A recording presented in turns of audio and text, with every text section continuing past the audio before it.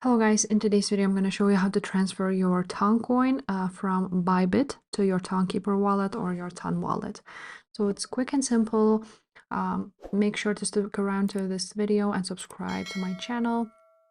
Now, once you are on your ByBit account, you want to click on Assets and click Withdraw. Now you want to go ahead and choose Ton, just like so. And as you can see, you will now need to go ahead and enter the address.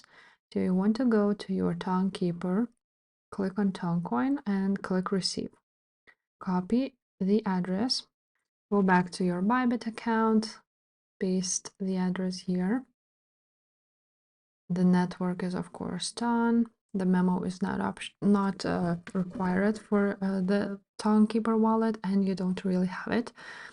And then you're gonna enter the amount and withdraw it to your Tonkeeper. So if this video was helpful, guys, make sure to subscribe to this channel, and I will see you next time. Bye.